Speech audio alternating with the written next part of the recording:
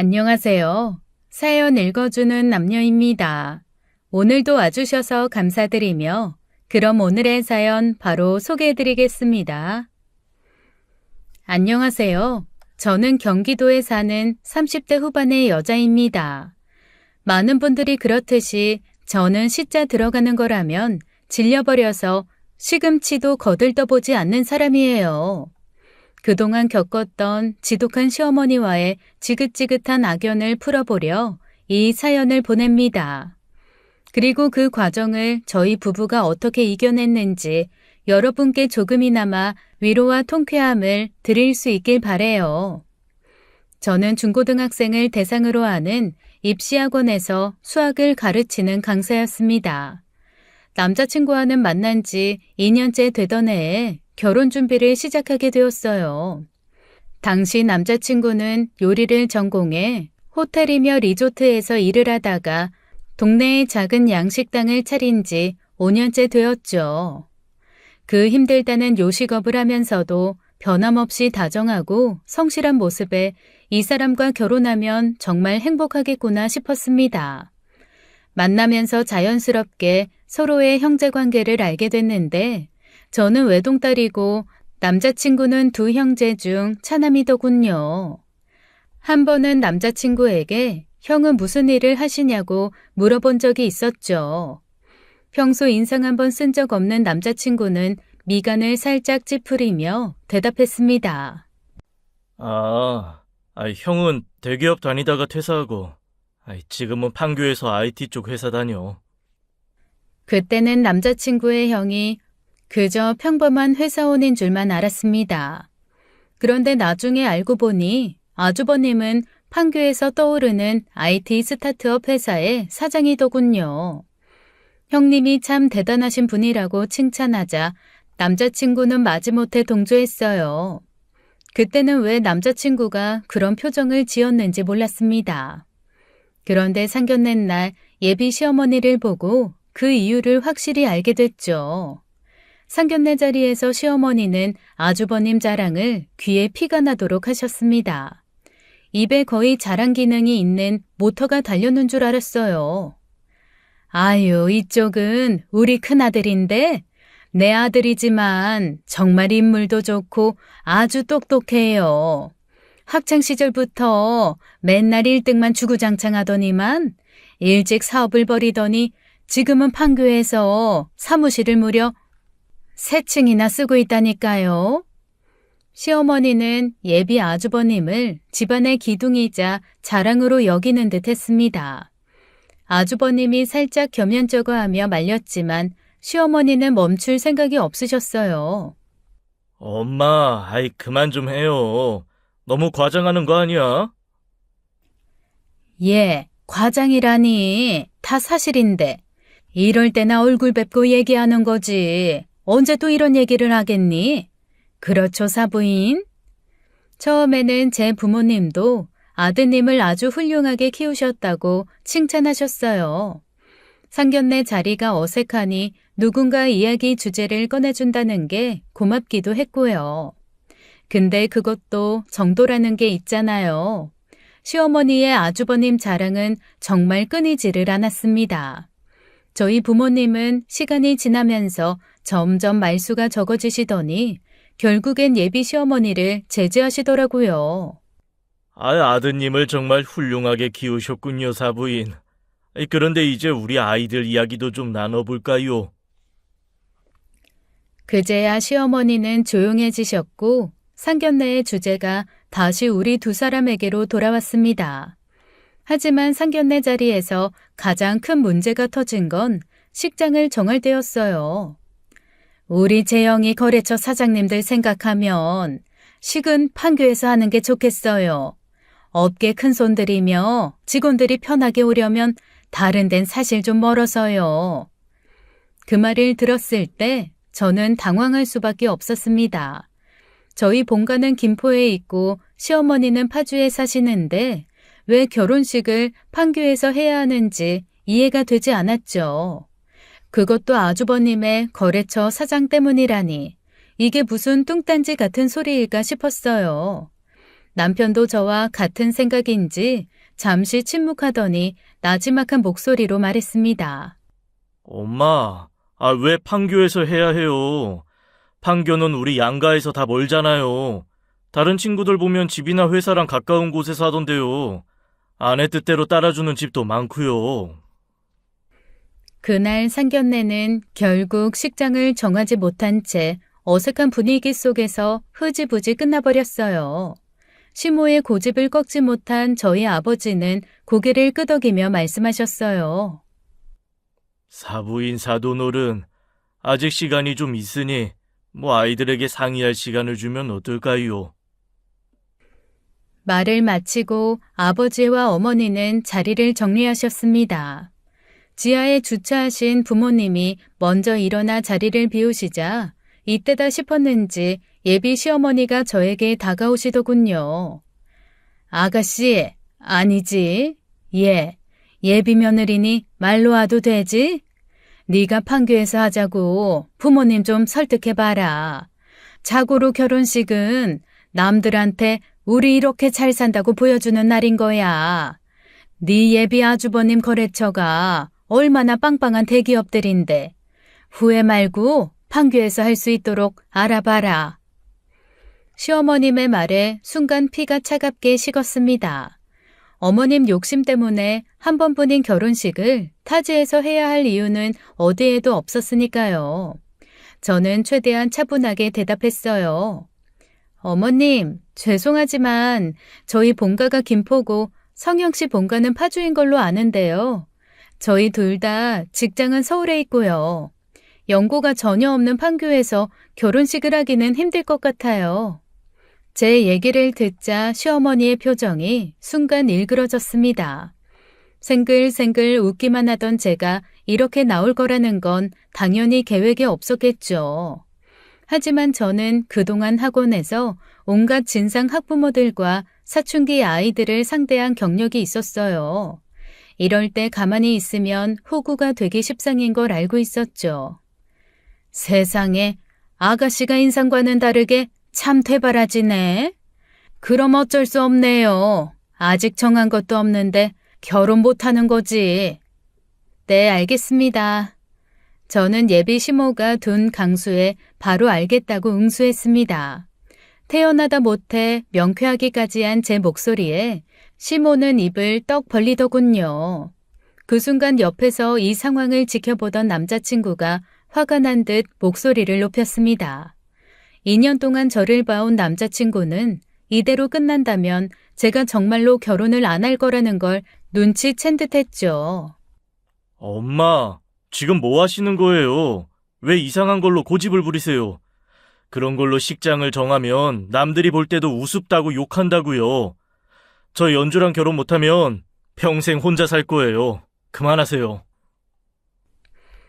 결국 남편의 단호한 태도 덕분에 그 상황은 잘 정리되었고 결혼식은 상의 끝에 서울에서 진행됐어요. 하지만 그 순간부터 시어머니와의 갈등은 깊어지기 시작했습니다. 결혼 준비 과정에서 이미 미운 털이 박혔는지 끊임없는 트집과 차별을 겪어야만 했죠. 시작은 시부모님과 형님 내외 어린 조카까지 모두 초대했던 저희 부부의 집들이 자리였어요. 시어머니는 집에 들어서자마자 주변을 둘러보시더니 곧바로 불평을 쏟아내기 시작하더군요. 생각보다 집이 너무 좁다. 판교에 있는 재영이네 집은 40평대라 그런지 거실도 널찍하고 햇빛도 잘 들어오더라. 부엌이 이렇게 좁은데 살림이나 잘할 수 있겠냐? 처음엔 그냥 지나가는 말인 줄 알았는데 그게 아니었어요. 시어머니는 집안 구석구석을 둘러보시며 마치 모델하우스 평가라도 하듯 계속해서 불만을 늘어놓으셨죠. 화장실에 너무 습이 찬다. 창문은 왜 이렇게 작냐. 현관문이 왜 이렇게 무겁냐. 시모의 불만은 끝도 없었어요. 어찌나 불만이 많은지 일부러 트집을 잡으려고 작정하고 오신 것 같다는 생각이 들었습니다. 그래서 일부러 모른 척 웃으며 대답했어요. 아, 네, 그러시군요. 저희는 충분히 만족해요, 어머님. 불만을 들어주지도 그렇다고 무시하지도 않으면서 적절히 응대해주는 마법의 대답이었죠. 그날 시어머님의 이상한 행동은 그뿐만이 아니었어요. 제가 정성껏 준비한 보쌈이며 해물찜, 새우튀김 같은 음식들을 자꾸만 아주버님 앞에만 몰아주시는 겁니다. 메인 음식들이 다 저쪽으로 가다 보니 저희 부부 앞에는 도토리묵이며 김치만 남아있더라고요. 아들은 둘인데 첫째 아들만 신경 쓰시는 모습이 너무 이상했어요. 남편을 쳐다보니 남편은 익숙한 것처럼 묵묵히 밥만 먹고 있었죠. 아주버님도 너무 당연하게 음식들을 받아 먹는 걸 보니 이런 일이 한두 번이 아닌 것 같았어요. 집들이가 끝나고 자리를 정리하던 중 저는 남편에게 물었습니다. 아니 왜 어머님은 자꾸 아주버님만 챙기셔? 자기는 무슨 투명인간처럼 재영이 내가 다 민망하더라. 원래 그러셔? 미안, 불편했지. 너한테 이런 모습 보여서 민망하다. 나는 중학교 때부터 요리한다고 설쳐서 속 많이 썩였거든. 엄마는 공부 잘하고 똑똑한 형만 바라보고 사셨어. 지금 엄마가 취미가 없고 친구도 별로 없어서 형 챙기고 자랑하는 게 인생의 낙인가 봐. 남편의 표정이 너무 쓸쓸해 보여서 저는 남편이 어릴 때부터 겪어온 차별의 역사를 짐작할 수 있었습니다. 하지만 형보다 좀 덜 아낀다고 해도 역시 아들은 아들이고 저는 며느리였죠. 이후로 시모는 본격적으로 제 길을 잡으려고 애를 쓰기 시작하셨어요. 시댁에서 모임이라도 있을 때면 시어머니는 당연히 설거지나 뒷정리 같은 굳은 일을 저에게 시키셨습니다. 남편이 자리를 비우면 허리가 아프다는 핑계로 화장실 청소며 창고 정리 같은 일도 은근히 부탁하셨죠. 그럴 때 저는 맞서려고 하지 않고 그냥 봉사한다는 마음으로 일을 했습니다. 끝이 없는 시모 등살을 듣고 있을 바에는 차라리 금방 하고 말지라는 생각이었거든요. 하지만 이 사실을 알게 된 남편이 소매를 걷어붙이고 나섰어요. 엄마, 왜 자꾸 저 없을 때마다 연주한테 일을 시키세요? 연주, 일하려고 저랑 결혼한 사람 아니에요. 차라리 제가 할게요. 지 엄마한테나 좀 그래봐라. 지 마누라는 품에 폭 싸서 물도 못 묻히게 하네.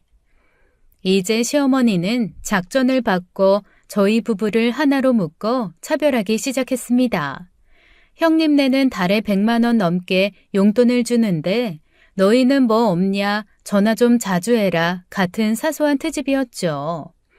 차별의 정도는 날이 갈수록 점점 더 심해졌습니다. 명절에 시댁에 가면 형님네가 언제 도착하든 밥상에 금방 구운 고기가 올라왔어요.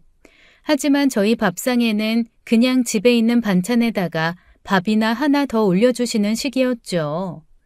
시댁에 선물이 들어오면 아주버님네로 싹 다 보내시고 우리 집에는 벌레 먹거나 물은 것들을 주셨습니다. 집에 가져오면 다 물러서 버리는 게 더 일이라 슬슬 짜증이 올라오기 시작했죠. 그러던 어느 날 시어머니에게서 또 연락이 왔습니다. 지인에게서 소고기 선물이 2박스나 들어왔으니 가지러 오라는 전화였어요. 눈발을 헤치고 시댁에 도착하자 시모는 화분에 물을 주면서 건성으로 인사를 건넸습니다. 왔니? 고기 준다니까 빨리도 오네. 예, 온 김에 화분물도 좀 주고 가면 딱 좋겠다. 이거 알로카시아 화분 욕실로 옮겨서 물 좀 듬뿍 줘봐라. 그럼 그렇지. 시어머니는 오자마자 당연하게 일을 시키더군요. 저는 낑낑거리며 화분을 욕실로 옮겨서 물을 듬뿍 줬어요. 시어머니가 분갈이로 정신이 없을 때 얼른 소고기를 챙겨서 떠날 준비를 했습니다. 어머님, 고기 어디에 있어요? 거기 김치 냉장고 열어보면 첫 번째 칸에 있을 게다. 시어머니는 제 물음에 심드렁하게 대답했다가 갑자기 말을 바꾸더라고요. 아니구나. 주방 뒷베란다에 있어. 내가 착각했네. 뒷베란다로 가보니 쌀통 위에 정말로 한우 선물 세트가 있더라고요.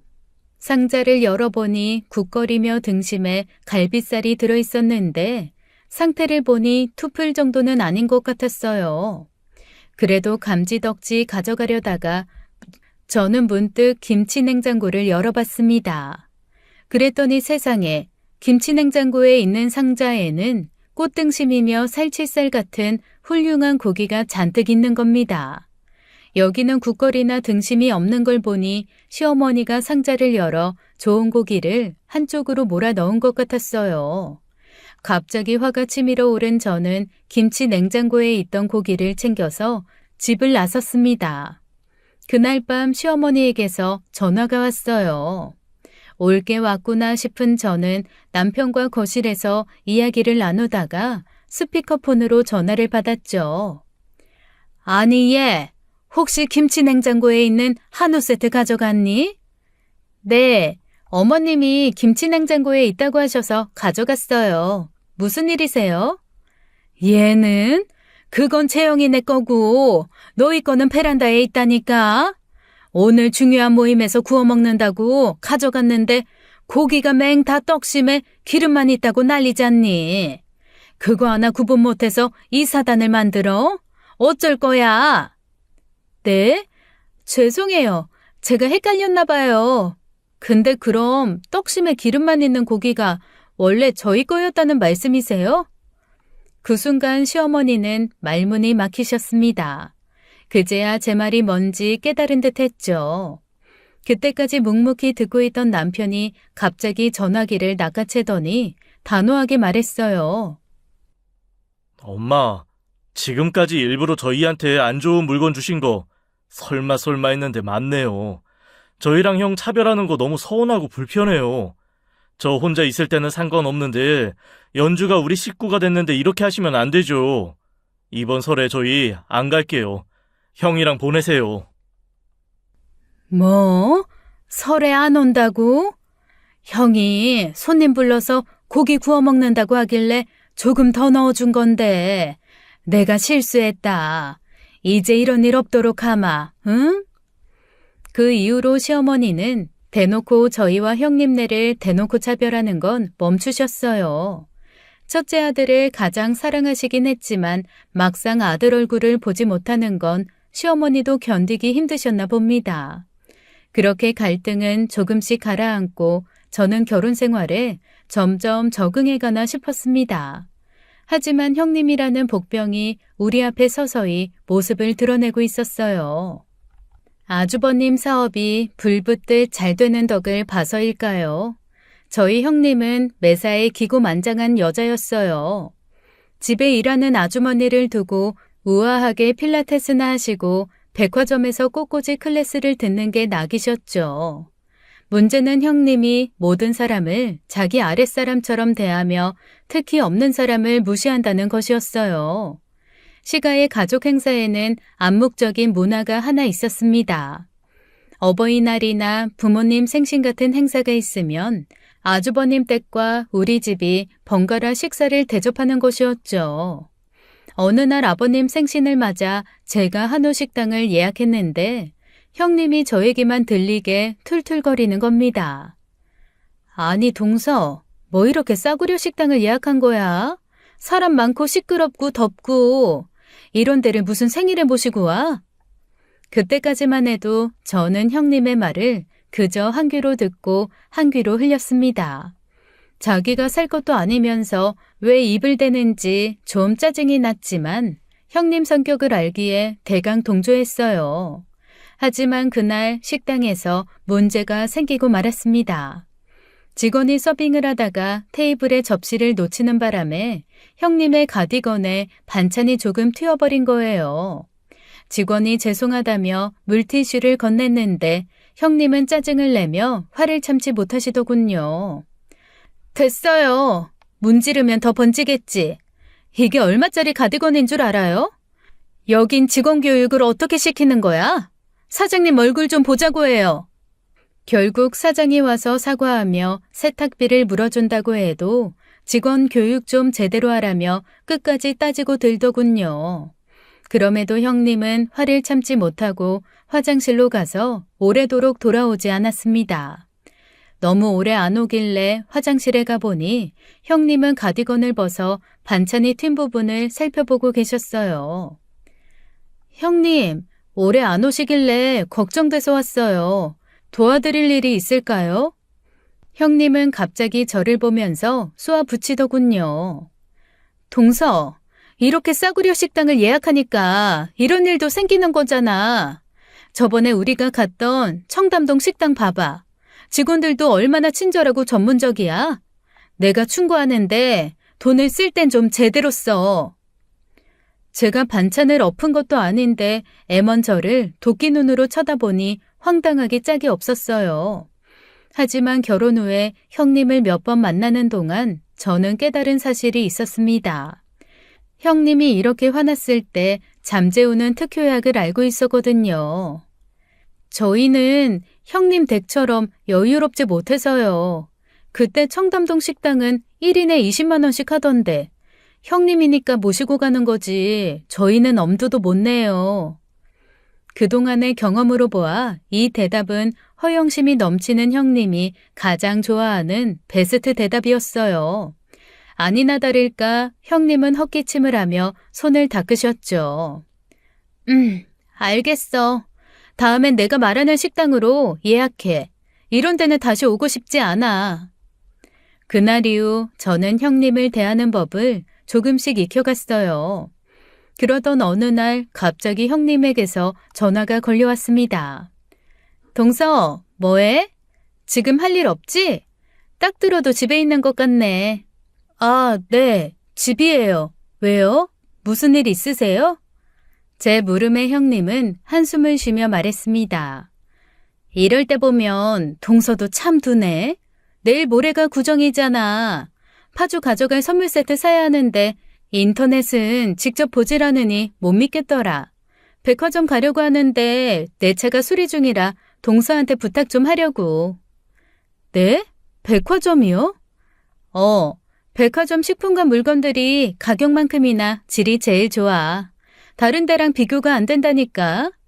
근데 동서는 이런 거 잘 모르려나? 백화점 식품과 물건이 좋은 걸 누가 모르겠어요. 형님은 저를 실컷 깔보더니 너무나 당연하다는 듯이 1시간 후에 자기 집 앞으로 데리러 오라고 하더군요.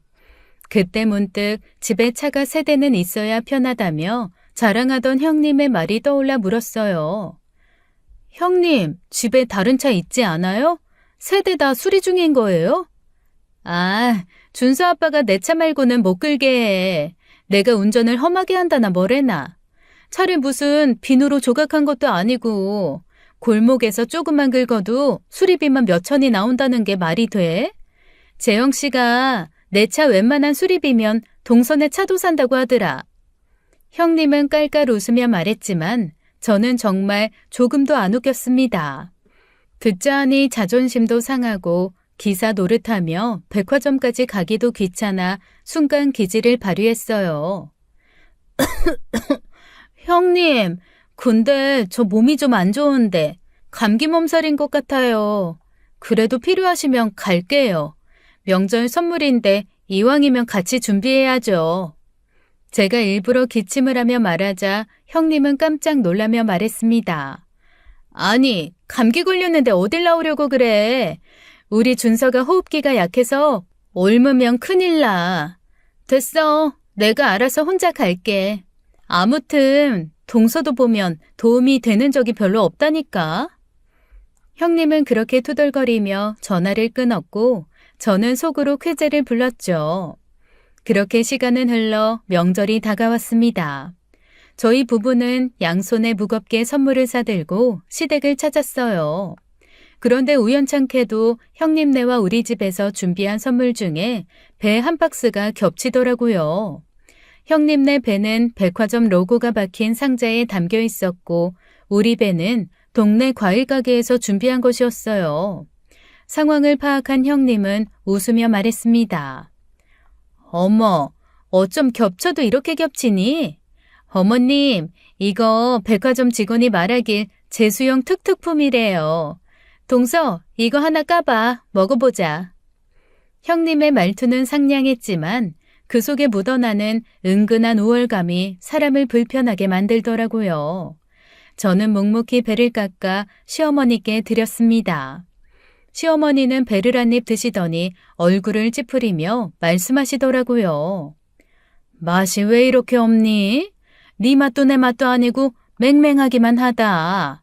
이게 정말 제수용 특품 맞니? 어머님, 동서가 배를 잘못 내왔나 봐요. 아니 동서, 우리가 사온 걸로 까라니까 왜 말을 못 알아듣고. 저는 곧바로 형님이 사온 배 상자를 들어보였습니다. 고급스러운 상자 안에는 한 자리가 텅 비어 있었죠. 배 잘 내온 거 맞아요, 형님. 이거 하나에 3만 원짜리라는데 맛은 5천 원도 안 하는 것 같네요. 그쵸, 어머님? 제가 덤덤하게 내뱉은 말에 시어머니는 고개를 끄덕이셨고 저는 속으로 쾌재를 불렀습니다. 사실 제가 형님이 눈치 못 채시게 배를 하나씩 바꿔치기 했거든요. 과일 가게 사장님이 갈비할 때 갈아서 넣으라며 덤으로 주신 배를 깠는데 역시 효과가 있었죠. 순간 형님의 얼굴이 새빨개지시더니 뭐라 따지려는 듯 입을 열었다가 결국 입을 꾹 다물고 말았습니다. 백화점이다 뭐다 신나게 떠들던 게 창피한 것 같았어요. 그날 밤 물을 마시고 다시 방으로 들어가려던 찰나 현관 쪽에서 형님의 목소리가 들려왔습니다. 형님은 전화기를 붙들고 다소 격앙된 목소리로 통화하고 있었어요. 엄마, 이번 달 생활비? 다음 주에 보내는 날이잖아. 뭐? 그걸 벌써 다 썼다고? 엄마, 제발 좀 아껴 써. 돈이 하늘에서 떨어지는 것도 아니고. 평생 안 쓰다가 겁도 없이 뭐 이렇게 펑펑 쓰고 다녀. 저는 무심코 멈춰서서 형님의 말을 귀 기울여 들었습니다. 엄마, 진짜 이러면 나도 재영 씨 눈치 보인다니까? 엄마는 내가 무슨 돈나무에서 돈 따오는 줄 아나 봐. 제발 이번 달은 좀 참아줘. 무슨 또 여행을 간다 그래. 형님의 목소리에는 울음이 반쯤 섞여 있었어요. 평소 자신만만하게 굴던 모습과는 사뭇 다른 형님의 목소리가 조금은 낯설게 느껴졌습니다. 알겠어, 엄마. 내가 다음 주에 보내줄게. 그때까지 조금만 더 아껴 써. 아니야. 내가 알아서 할 테니까 걱정 마. 통화를 마치고 나서 형님은 긴 한숨을 쉬고 문을 닫더군요. 그제야 저는 왜 형님이 그리도 겉으로 기고만장한 모습을 보이려고 했는지 조금은 이해할 수 있을 것 같았습니다. 나중에 알고 보니 형님네 친정은 어린 시절부터 형편이 어려웠답니다. 게다가 결혼 초에 사업이 잘 되기 전에는 형님 부부도 월세를 전전하는 힘든 시절이 있었던 사실도 알게 되었어요. 이제야 사업이 잘 되면서 친정에 많은 돈을 보내고 있는 모양이었죠. 저는 방으로 돌아와 침대에 누우면서도 형님의 말이 자꾸만 떠올랐어요. 평소에 그렇게 가난한 사람들을 깔보던 형님이었지만 마음속에는 가난에 대한 두려움이 있었다는 것을 깨달았죠. 시간이 훌쩍 지나고 저희 가족에는 아주 큰 변화가 있었습니다. 첫 번째로는 저희 부부에게 예쁜 딸이 둘이나 생겼다는 것이고, 두 번째는 아주버님이 불륜으로 형님과 이혼하게 된 일이었죠. 아주버님이 바람이 났다는 소식을 처음 들었을 때 저는 정말 깜짝 놀랐습니다. 아주버님은 겉으로 보기에는 늘 완벽한 남편이자 다정한 아버지였거든요. 회사를 운영하며 바쁜 와중에도 가정에 충실한 아주버님이 뒤에서 그런 짓을 할 줄은 전혀 예상하지 못했어요. 사건이 벌어졌던 날은 저희 첫째 딸의 두돌이었습니다. 아버님께서 저희 딸들을 특히 예뻐하셨는데 같이 저녁을 먹자고 하셔서 시댁에 다 같이 모여있는 상황이었어요. 그즈음 형님은 가족 행사에 거의 참여하지 않았습니다. 아주버님 말로는 요새 필라테스 센터를 인수하고 싶어서 한참 알아보느라 바쁘다고 하더라고요. 워낙 여기저기 돌아다니길 좋아하는 형님이라 저희 부부도 그냥 그러려니 했었죠. 그런데 벼랑간 들리는 쾅 소리에 놀라서 현관 쪽을 보니 형님이 씩씩대며 들어오고 있었어요. 가족들은 갑자기 들이닥친 형님을 보고 모두 깜짝 놀랐습니다. 아니 얘, 요새 가게 알아보느라 한참 바쁘다더니 어떻게 왔어? 제가 바쁘다고요? 어머님, 이가 그러던가요? 네, 당신 잘난 아들 때문에 3개월 동안 너무 바빠서 눈코 뜰 새가 없더라고요. 저 그래서 오늘 여기 이혼하려고 작정하고 왔어요. 뭐? 아니 얘가 지금 뭐라고 하는 거야? 이혼이라니? 알기 쉽게 설명을 해야 알아듣지. 시모의 새된 목소리에도 형님은 아랑곳하지 않고 지나쳐 아주버님 앞에 섰습니다. 평소 비아냥거리긴 해도 소리를 지른 적은 없는 형님이 그토록 큰 소리로 화를 내는 건 처음 본 광경이었죠. 형님은 얼굴이 새빨개진 채로 아주버님에게 소리쳤어요. 당신, 정말 사람 아니야. 나한테 이럴 수가 있어? 우리 준서가 얼마나 아빠를 기다리는데 당신이 어떻게 이럴 수가 있냐고. 순간 다른 가족들은 눈을 마주치며 아무 말도 하지 못했습니다. 불길한 예감이 동시에 머릿속을 스쳐 지나가는 것 같았어요. 유진아, 진정해. 그 여자 그냥 우리 회사 막내 직원이야. 사장이랑 직원이 좀 친하게 지낸다고 그게 이혼까지 갈 일 아니잖아. 우리 준서 위해서라도 이성적으로 생각해야지. 말이 끝나기도 전에 형님은 손에 들고 있던 서류 뭉치를 아주버님 얼굴에 던지며 외쳤습니다. 친하게 지낸다고? 웃기고 있네. 그 여자한테 보낸 문자, 주고받은 선물, 더러운 사진까지 하나하나 다 봤어. 이게 네가 말하는 일반적인 사장이랑 여직원 사이야? 흰 종이 뭉치가 아주버님 얼굴을 강타하고 바닥으로 팔랑팔랑 흩어졌어요. 얼핏 살펴보니 문자와 이메일을 프린트한 종이와 호텔 영수증 같은 것들이었죠. 상황이 그쯤 되자 남편이 일어서서 두 사람을 말리기 시작했습니다. 어머님은 갑자기 벌어진 상황에 거의 혼절하기 직전이었어요. 형수님, 일단 좀 진정하세요. 이게 다 어떻게 된 일이에요? 진정이요? 제가 지금 진정하게 생겼어요? 당신 형, 아래로 10살이 넘게 차이 나는 회사 여직원이랑 제대로 바람났어요. 출장 간다고 속이고 그 여자랑 일주일에 이틀은 나가서 살아서 우리 준서가 얼마나 아빠만 손꼽아 기다렸는지 알아요?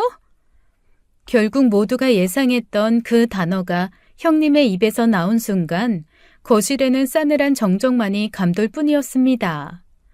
큰 소리에 정신을 차려보니 시아버님이 벌떡 일어나 아주버님의 멱살을 잡고 있더군요.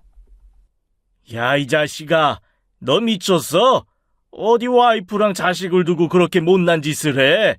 네 입으로 말해봐라. 언제부터야? 언제부터냐고? 형님이 아주버님의 바람을 처음 눈치챈 건 아주버님의 늦은 귀가가 잦아지면서부터였다고 합니다. 아주버님의 늦은 귀가가 잦아지면서부터였다고 합니다. 처음에는 바쁘다고만 해서 그러려니 했는데 어느 날 낯선 여자의 메시지를 보게 되면서 의심이 시작된 거죠. 형님은 그날 이후로 아주버님의 동선을 의심하기 시작했고 결국 사설 탐정을 고용해 아주버님을 미행했답니다. 그리고 참다 못해 확실한 증거를 손에 들고 시댁에 쳐들어온 거예요. 당신 같은 인간이 애아빠 자격이 있다고 생각해? 나 이대로 당신이랑 절대 못 살아. 그 여자한테 상간소송 걸고 회사로 이혼소장 보낼 테니 망신 좀 당해봐. 형님이 서류를 던지고 자리를 뜬 후 집안은 그야말로 난장판이 났어요. 항상 아주버님을 감싸고 돌던 시모마저 차마 아들 편을 들지 못하고 알아둡더군요. 아주버님과 형님 사이에는 당시 4살이던 조카 준서가 있었는데 조카의 거처가 가장 큰 문제였습니다. 형님은 유책 배우자인 아주버님에게 절대 아들을 뺏길 수 없다고 강하게 나섰지만 집안의 장손이라는 이유로 시어머니가 막대한 위자료를 주고 억지로 준서를 데리고 왔죠. 이혼 후 아주버님은 회사를 운영하면서 어린 아들 준서를 키우느라 정신이 없었습니다. 자연스럽게 시어머니가 준서의 양육을 거의 전담하게 되었어요. 그러던 어느 날 시어머니께서 불쑥 저희 부부를 부르시더니 충격적인 선언을 하신 겁니다. 엄마, 무슨 일이세요? 주말 아침부터 저희만 부르시고 뭐 하실 말씀이라도 있나요? 재영이가 좋은 인연 만나서 재가를 갈 것 같다. 니네도 좀 축하해줬으면 싶어서 말이야. 시어머니의 말에 저희 부부는 깜짝 놀라 눈을 마주쳤습니다. 그도 그럴 것이 아주버님이 이혼한 지가 고작 1년도 안 됐거든요. 하지만 더 큰 폭탄은 바로 직후에 터졌습니다. 이제 재영이가 새장가 가야 하니까 애는 니네들이 데려가서 좀 키워라. 시모의 말을 들었을 때 순간 꿈이라도 꾸는 건지 귀를 의심할 수밖에 없었어요.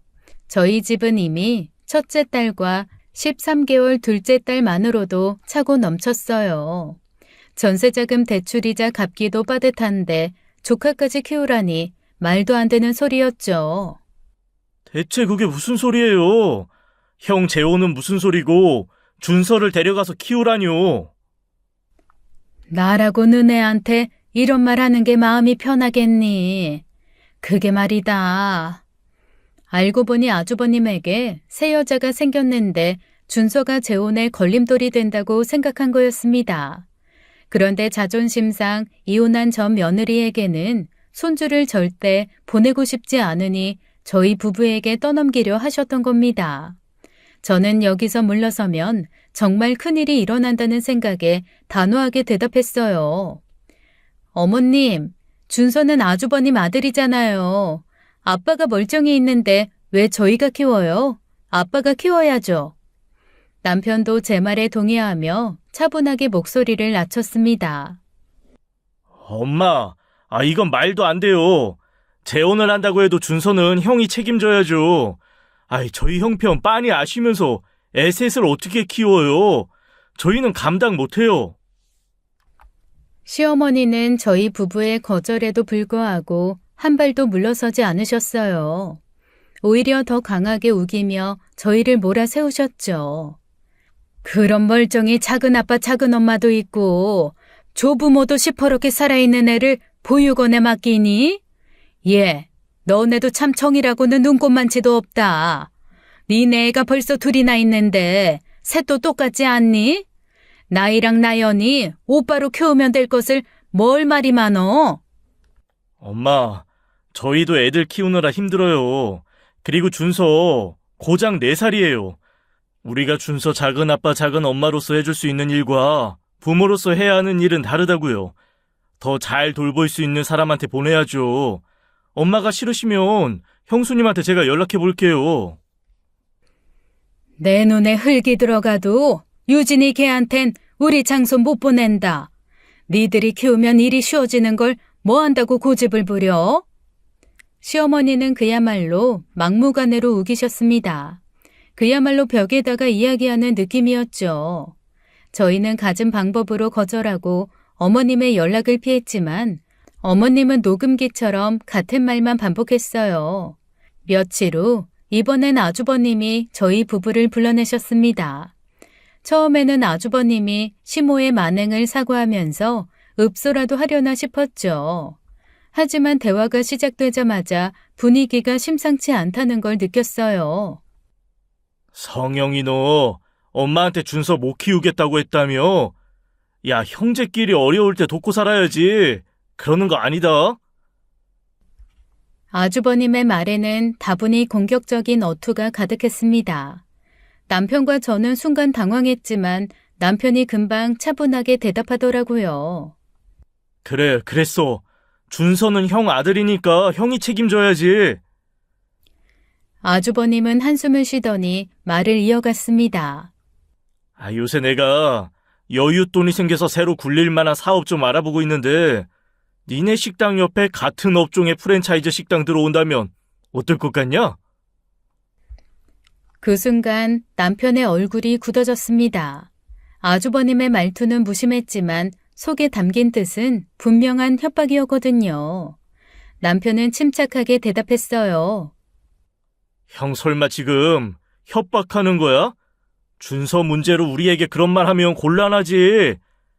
협박이라고 느끼는 건 네 생각이고 신혼부부 많은 동네니까 사업가로서 가능성 보는 거야. 봐, 양식당이라고는 니네 가게 하나밖에 없어서 지금은 선택지가 없지. 근데 현실적으로 네 식당은 작은 가게야. 프랜차이즈 옆에 들어오면 어떻게 될지 뻔하잖아. 그 말을 듣자 저의 가슴 속에서 분노가 치밀어 올랐습니다.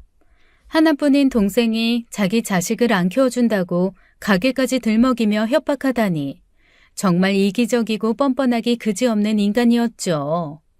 더 이상 이 자리에 있을 수 없다는 생각이 든 저는 남편의 손을 확 잡아 끌며 말했습니다. 됐어. 더 들을 필요 없어. 집에 가자. 남편은 순순히 저에게 끌려 같이 카페를 나오더군요. 카페의 문을 열고 나서자 찬바람이 우리 두 사람의 얼굴을 때렸습니다. 어찌나 열이 받는지 영하의 날씨에도 얼굴이 뜨거워지는 느낌이었어요. 하지만 그 순간 마치 계시를 받은 것처럼 한 사람의 얼굴이 번뜩 생각났습니다. 저는 발걸음을 멈춘 채 남편을 향해 단호하게 말했어요. 여보, 나 어떻게 이 상황을 해결해야 할지 알 것 같아. 남편은 저를 의아하게 쳐다보았지만 저는 이미 마음을 굳혔습니다. 이 위기를 넘기는 확실한 방법이 떠올랐거든요. 그날 밤 너무 열이 받아 더 이상 참을 수 없었던 저는 남편과 상의했습니다. 이 상황을 어떻게 해결하고 아주버님께 한 방 먹일 수 있을지 머리를 맞대고 고민했죠. 제가 생각해낸 방법은 형님이라는 폭탄을 터뜨리는 거였어요. 우리는 형님에게 어떤 말을 할지 대사까지 꼼꼼히 의논하며 계획을 세웠습니다. 사실 형님이 이혼 절차를 밟고 나서부터는 연락을 하지 않았었지만 지금이야말로 연락해야 할 때라는 생각이 들었죠. 같은 주적을 두고 있으니 어제의 적은 오늘의 동지라는 말이 피부로 와닿는 순간이었어요. 저는 형님에게 빠르게 문자를 보냈습니다. 형님, 준서가 보육원에 갈 수도 있어요. 전화 주세요. 문자를 보내고 얼마 지나지 않아 형님에게서 전화가 왔어요. 전화를 받자마자 형님은 다급한 목소리로 물어왔습니다. 동서, 무슨 일이야? 엄마 아빠 멀쩡히 살아있는 준서가 보육원에 간다니. 그게 대체 무슨 소리냐고. 저는 일부러 한껏 걱정스러운 목소리로 대답했어요. 형님, 정말 큰일이에요. 사실 아주버님이 재혼 준비 중이에요. 그쪽에서 애는 안 된다고 완강하게 나와서 어머님이 준서를 우리에게 떠넘기려고 하시는데 우리가 거절하면 준서를 보육원에 보내자고 하시더라고요. 형님, 준서 데리고 가셔야 돼요. 지금 데려가지 않으면 정말 큰일 날 수도 있어요. 형님은 제 말을 듣고 한동안 아무 말도 하지 않다가 이내 분노에 찬 목소리로 외쳤습니다. 잘 키워준다더니 애를 이렇게 보육원에 버린다고? 이 쓰레기 같은 인간들! 내가 이번엔 진짜 단판 짓는다. 형님의 반응은 예상대로였고 잠깐 전화를 끊어보라고 하더군요. 시모에게 바로 전화를 거는 것 같았어요. 한참이 지나고 형님에게서 다시 전화가 왔습니다. 이 미친 노인네? 장손이라고 절대 준서 못 준댄다. 동서, 나 당장 내일 애 데리러 파주 갈 거야. 부탁 하나만 들어줄 수 있어?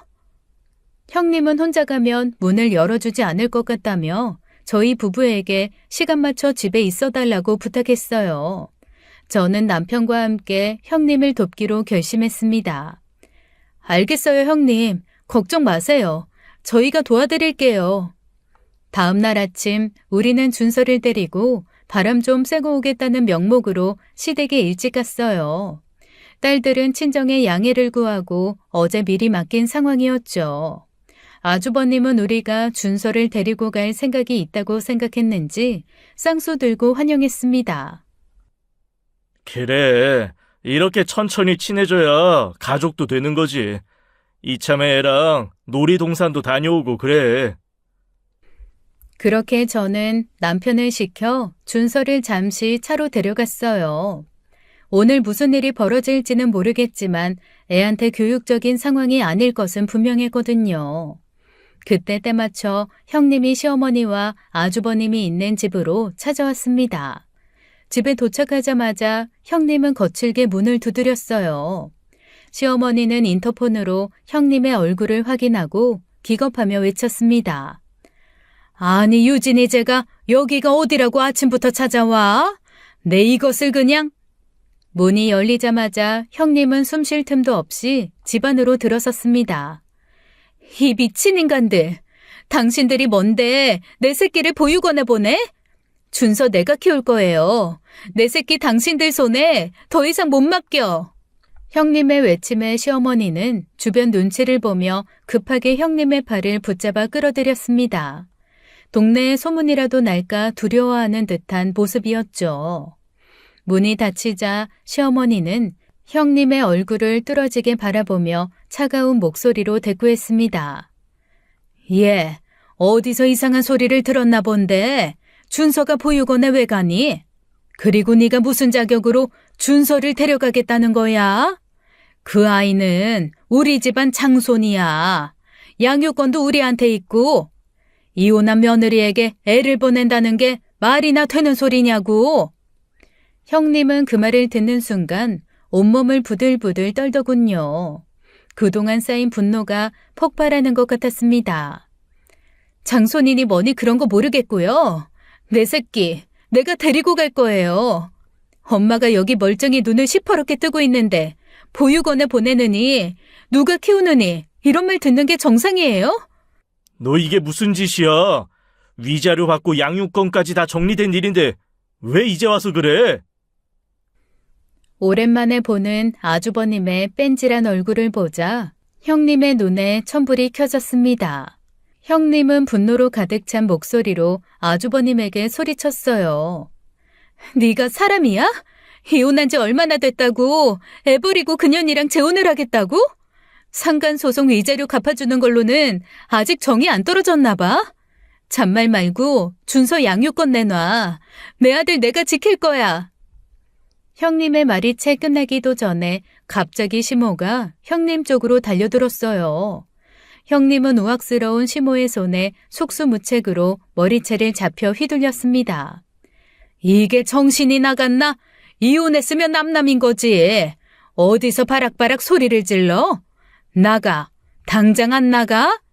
형님은 기세에 밀리지 않으려 안간힘을 썼지만 시모의 힘은 예상보다 훨씬 강했어요. 시어머니는 형님의 머리채를 잡아 끌며 집 밖으로 내쫓으려고 했고 형님은 이를 막기 위해 온 힘을 다해 저항했습니다. 싸움이 너무 격해서 저와 아주버님은 급하게 두 사람을 뜯어 말리기 시작했어요. 하지만 시어머니는 형님이며 말리는 저까지 집 밖으로 밀어 내쫓아버리더군요. 시모가 어찌나 심하게 머리채를 잡고 온몸을 뜯었는지 형님의 얼굴이며 팔다리가 긁혀서 피가 나고 있더라고요. 형님, 진정하시고 일단 저희 집이라도 가서 좀 쉬면서 얘기 좀 나눠봐요. 이러다가 진짜 다치세요. 하지만 형님은 제 손을 거칠게 뿌리치며 고개를 저었습니다. 아니, 나 이대로는 열받고 억울해서 못 가. 이 미친 인간들은 혼 좀 나봐야 돼. 잠깐 있어봐. 형님은 깊은 숨을 들이마시며 바로 휴대전화를 꺼내 누군가에게 전화를 걸더군요. 오빠, 큰일 났어. 서재원 그 미친놈이 애 놓고 장가간다고 준서를 보육원에 보낸대. 애 데리러 방금 파주왔어. 시모가 방금 내 머리채 다 뜯고 집에서 쫓아냈어. 나 좀 도와줘. 전화가 끝난 지 얼마 지나지 않아 형님의 오빠가 총알같이 도착했습니다. 형님의 오빠는 고등학생 시절까지 유도를 했었다고 들은 적이 있었는데요. 선수 출신이라 그런지 일단 온몸에서 나오는 기세가 압도적이더라고요. 형님의 오빠는 형님의 울먹이는 얼굴을 보자마자 화가 치밀어 오르는 듯 했습니다. 야, 네가 뭘 잘못했다고 울어? 서재영 그 새끼 어딨어? 저 안에 있어? 그리고는 대답을 듣기도 전에 바로 시어머니와 아주버님이 있는 집으로 향했어요. 저는 당황한 채로 그 뒤를 따랐습니다. 의도치 않게 이 모든 상황을 직관하게 된 셈이었죠. 형님의 오빠는 집에 들어서자마자 눈에 불을 켜고 아주버님을 향해 돌진했습니다. 아주버님은 형님의 오빠를 보자마자 당황해서 얼굴이 하얗게 질렸어요. 형님, 여긴 어떻게... 서재영, 네가 진짜 인간이냐? 바람나서 이혼할 때도 몇 대 좁히고 싶었는데 유진이가 말려서 참았어. 근데 이젠 애 놓고 재가를 한다고? 넌 그냥 좀 맞아야겠다. 형님의 오빠는 말릴 새도 없이 아주버님의 얼굴에 주먹을 날렸습니다. 아주버님은 얼굴의 직격으로 충격을 받으며 뒤로 넘어졌어요. 결국 아주버님은 급히 병원으로 옮겨졌고 코뼈가 부러지고 광대에 금이 가서 며칠 입원해야 했죠. 속된 말로 이야기하자면 집안은 완전히 개판이 났습니다. 결국 이 싸움으로 인해 두 집안은 서로 폭행죄로 고소할 상황까지 갔다고 하더군요. 아주버님은 물론이고 시모도 형님과 육탄전을 벌이면서 피를 봤으니 그럴 만도 했죠. 하지만 서로 쌍방이니 양측이 서로의 잘못을 인정하고 고소는 안 하기로 합의했다고 들었어요. 하지만 한번 넘어간 양육권을 다시 가져오는 건 어려운 일인 모양이더라고요. 형님은 저에게 잠시만 준서를 잘 봐주면 금방 데리러 오겠다는 문자만 남기고 감감무소식이었습니다. 그렇게 몇 개월 동안 형님은 별다른 연락 없이 잠잠했어요. 알고 보니 형님은 그동안 단순히 양육권 찬탈뿐만 아니라 아주버님의 완전한 몰락을 준비하고 있더군요. 그렇게 파국이 시작되었습니다. 그날 이후로 시어머니는 매일같이 전화를 걸어 저와 남편에게 준서를 데리고 가라고 압박했어요. 처음엔 그저 부탁하는 말투였지만 점점 시간이 지나면서 그 요구는 갈수록 더 강압적으로 변했습니다. 예, 준서는 우리 집안의 귀한 장손이야. 니들은 딸만 둘인데 아들도 없는 집에 준서 같은 아들 생기면 선물 아니냐? 아빠가 수제에 똑똑해서 유전자도 아주 좋겠네. 잘 키우면 나중에 니들한테 효도할지 누가 알겠니? 그동안 얼마나 시달렸는지 이제는 정말 시어머니가 미친 사람처럼 보일 지경이었어요. 저희 부부는 참고 참다가 다시 형님에게 전화를 걸었습니다. 어쩌면 형님이 이 상황을 어떻게 해결할지 알고 있을지도 모른다는 생각이 들었거든요. 전화를 받은 형님은 제 말을 듣고 한참 동안 침묵하더니 입을 열었습니다. 동서, 나 대신 시달리게 해서 정말 미안해. 사실 지금 준비 중인 일이 있거든. 이것만 제대로 준비하면 한 번에 해결할 수 있어. 저는 무슨 일인지 물어봤지만 형님은 구체적으로 설명하지 않았습니다. 미안, 아직은 준비 단계라서 말 못해. 동서, 부탁이 있는데 준서 좀 가끔 들여다봐주면 안 될까? 그 노인네가 지 손주는 끔찍하게 생각하니까 애한텐 잘할 거야. 어디 다른 데로 안 보내는지만 봐주면 돼. 내가 꼭 데리러 갈게. 저와 남편은 형님이 무슨 일을 꾸미고 있는지 고민해봤지만 이미 이혼도 한마당에 도대체 무슨 일이 일어나고 있는지 짐작조차 할 수 없었습니다. 그저 형님을 믿고 기다릴 뿐이었죠. 그렇게 2주의 시간이 지나 어느 날이었어요. 학원에서 시험지를 정리하고 있는데 갑자기 남편이 메신저로 뉴스 링크를 보내왔습니다. 판교의 한 IT 강소기업이 탈세 혐의로 국세청의 세무조사를 받고 있다는 짧은 기사였어요. 이상한 점은 기사 속의 업종이며 설명이 너무나도 익숙하다는 거였죠. 본능적으로 그 기사가 아주버님 회사와 관련이 있을지도 모른다는 생각이 스쳤습니다. 저는 급하게 전화를 끊고 남편에게 전화를 걸었습니다. 여보, 그 뉴스링크 설마 아주버님 회사 얘기 아니야? 남편도 이미 그 가능성을 떠올리고 있었던 것 같아요. 나도 그래서 보낸 거야. 회사 소개며 사업지 주소가 비슷한데 지금 당장 확인해봐야 할 것 같아. 얼마 지나지 않아 확인된 사실은 충격적이었습니다. 아주버님 회사가 탈세 혐의로 고발돼 대대적인 국세청 세무조사를 받게 된 것이었어요. 그뿐만 아니라 여러 가지 불법적인 행위들이 수면 위로 드러나고 있었습니다. 다른 경쟁업체에 스파이를 심어 중요 자료를 빼오고 페이퍼 컴퍼니를 통해 탈세를 하며 유령 직원을 고용해 월급을 부풀려 신고한 사실까지 그야말로 불법이 난무했던 겁니다. 더 놀라운 사실은 형님이 이혼하면서 이런 자료들을 모두 카피해 두었고 이번에 시어머니와 아주버님이 형님을 자극하자 그 자료들을 검찰과 국세청에 넘겨버린 거예요. 형수님이 다 계획한 거였어. 이게 다 형수님이 준비한 거였다고. 저는 입을 다물지 못한 채 고개를 끄덕였습니다. 아주버님 회사는 이중장부와 산업기술보호법 위반 탈세 혐의로 세무조사를 받게 되었고 경쟁회사의 소송까지 걸리며 순식간에 공중분해될 위기에 처했어요. 아주버님 회사의 몰락은 너무도 빠르게 너무도 치명적으로 이루어졌습니다. 아주버님 하나만 보고 살았던 시댁은 그야말로 풍비박산이 났죠. 시부모님들과 아주버님은 상황을 수습하는데 바빠서 저희는 안중에도 없는 것 같더라고요. 저는 그 과정을 지켜보며 복잡한 감정에 휩싸였지만 한편으로는 시어머니와 아주버님이 마땅한 대가를 치르게 된 것이 아닌가 하는 생각이 들었습니다. 그제야 형님이 왜 조금만 더 기다려달라고 했는지 이해할 수 있었어요. 그날 밤 저는 남편과 몰래 형님을 만나러 갔습니다. 형님은 이미 얼굴에 피곤함이 묻어났지만 눈빛만큼은 단단하게 살아있었습니다. 형님은 한숨을 쉬며 먼저 이야기를 꺼냈어요. 동서, 나도 정말 이렇게까지 하긴 싫었어. 하지만 그 집안이 우리 준서를 볼모로 잡고 먼저 시작했잖아. 그래서 나도 맞불을 놓을 수밖에 없었어.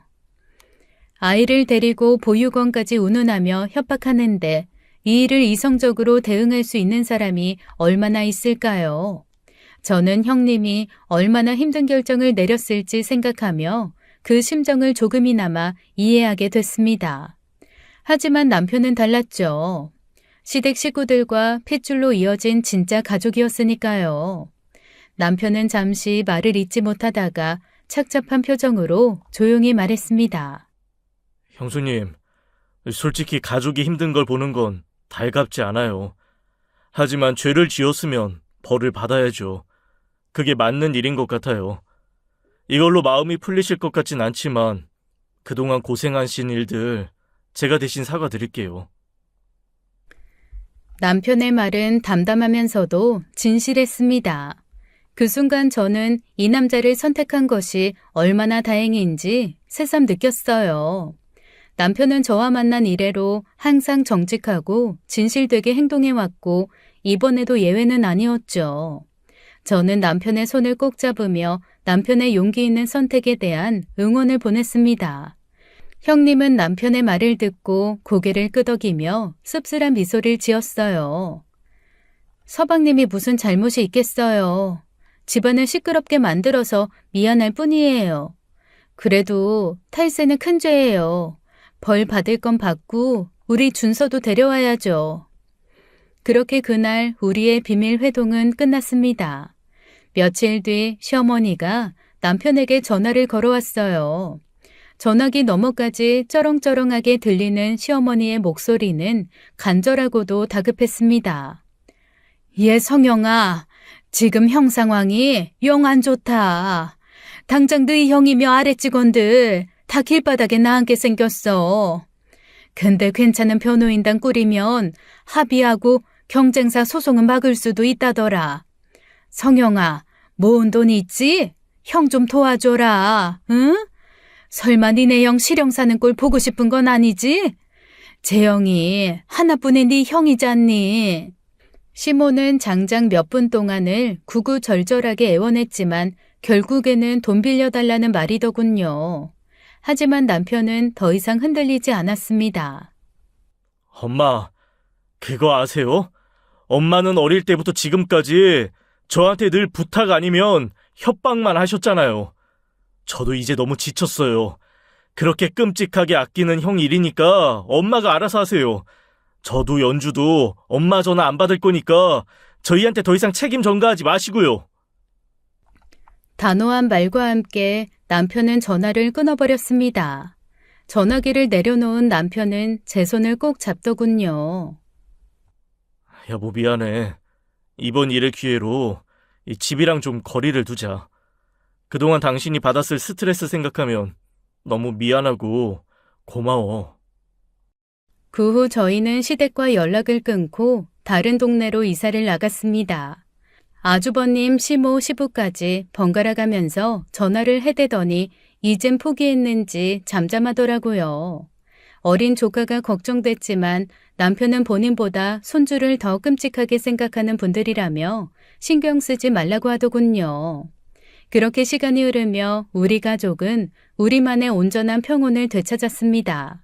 그러던 어느 날 형님이 준서를 데리고 저희 집에 놀러 왔어요. 이번 일로 법원에 양육권 변경 청구를 해서 친권이며 양육권을 다시 받았다고 하더라고요. 오랜만에 만난 준서는 시댁에 있을 때보다 훨씬 밝고 활기차 보였습니다. 형님도 마찬가지였죠. 얼굴 표정에서 항상 스며나오던 거만한 기운이 싹 사라진 것 같더라고요. 형님은 아주버님께 받은 위자료로 작은 카페를 차렸습니다.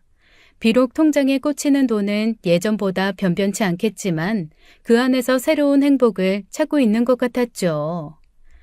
동서, 나 요새 엄청 절약하고 아껴 쓴다? 나중에 우리 준서 대학까지 보낼 생각하니까 돈을 허투루 못 쓰겠더라고. 직접 돈 벌어보니까 이제야 돈의 가치를 알게 된 게 웃기지 않아? 예전에 얼마나 내가 허세를 부렸는지 다 생각나서 창피해 죽겠어. 동서한테 미안하기도 하고. 형님의 얼굴에는 진심 어린 웃음이 가득했어요. 그 모습을 보며 저는 이제야 모든 것이 제자리를 찾은 것 같다는 생각이 들었습니다. 형님, 준서 데려와서 다행이에요. 형님도 준서도 예전보다 훨씬 좋아 보여요. 정말로요. 그래, 몸은 힘든데 마음은 훨씬 편해. 근데 그 인간 그 어린 직원한테 보기 좋게 차였다더라. 10몇 살이나 많은 늙은이에다 애 딸린 호라비에 이젠 그 잘난 회사까지 날아갔는데 그 어린애가 안 헤어지고 배기겠어? 아유, 속 시원하다. 아주버님은 그렇게 회사를 날려버리고 막대한 빚을 진 것 같더라고요. 아내와 아들에 이어 모아뒀던 재산까지 모두 잃고 시댁으로 들어가서 그저 칩거하고 있는 모양이었습니다. 그 빚이 개인이 혼자 갚을 수 있는 액수가 아니라 회복하는 건 불가능하다고 형님이 살짝 귀띔해 주더군요. 이제 시댁 식구들이 그 큰 고난을 어떻게 극복하든 그건 더 이상 우리와는 상관없는 일이 되었습니다. 모든 것이 정리되고 우리 가족은 진정한 행복을 찾았어요. 더 이상의 압박도 갈등도 없는 평화로운 일상이 이어지고 있죠. 저는 그저 앞으로도 착하고 성실한 남편, 그리고 사랑스러운 아이들과 함께 지금처럼만 살아가길 바랄 뿐입니다. 이 긴 사연을 끝까지 들어주신 청취자 여러분께 진심으로 감사드리며 여러분 가정에도 행복이 가득하시길 바랍니다. 감사합니다. 지금까지 사연 읽어주는 남녀였습니다. 끝까지 시청해주신 여러분 감사드리며 저희는 다음 사연으로 돌아올게요. 감사합니다.